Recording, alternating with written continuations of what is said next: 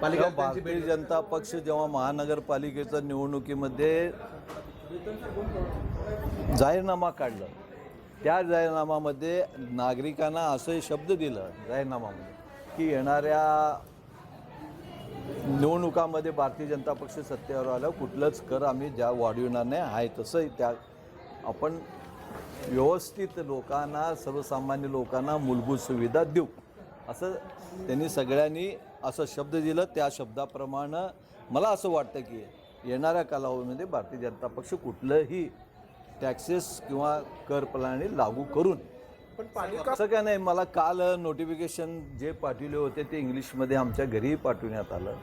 म्हणून मला इंग्लिशमध्ये जेव्हा मी थोडं BCom शिकलेलं आहे आणि गेल्या अनेक वर्षापासून इंग्लिशचं सवय तुटलं आहे, त्यामुळं मला तर कळालं नाही लवकर.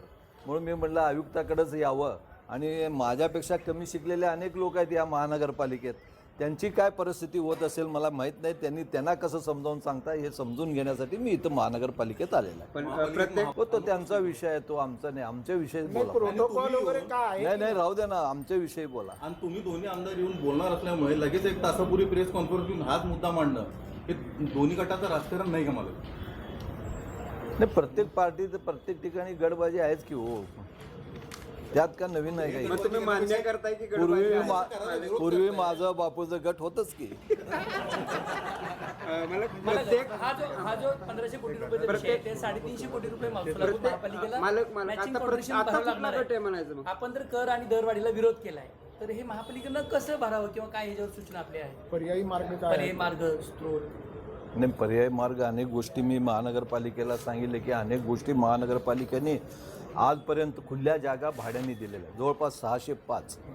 त्याच्यावर आजपर्यंत 1 रुपयाचाही टॅक्स घेतलं जात नाही, फक्त भाडे जातं. जे मिनी शॉपिंग सेंटर आहेत त्यांच्याकडनं ज्या काही भाडं घेतलं जातं त्यांनाही 1 रुपयाचा टॅक्स नाही आहे. जे मोठे शॉपिंग सेंटर आहेत त्यांचाही कोट्यावधी रुपयाचा टॅक्स थांबलेला आहे.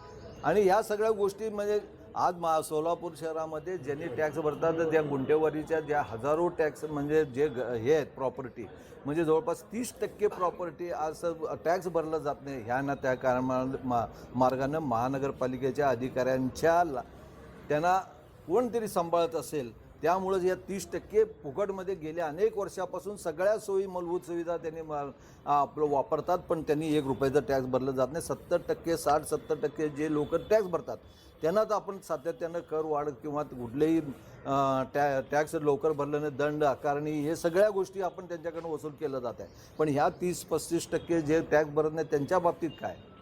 त्यासाठी मी तेही आयुक्तांना म्हणलं की ह्या लोकांकडनंही टॅक्स तुम्ही वसूल करा, म्हणजे आपल्याकडे उत्पन्नाचं साधन वाढ. गेल्या अनेक वर्षापासून आपण सांगतो की 30 ते 40% लोक टॅक्स भरत नाही त्यांच्याकडनं चालू करा आणि गुंठेवारी लवकर चालू करा की जेणेकरून आपल्याला गुंठेवारीचं हे केलं म्हणजे आपल्या महानगरपालिकेचं उत्पन्न वाढणार आहे.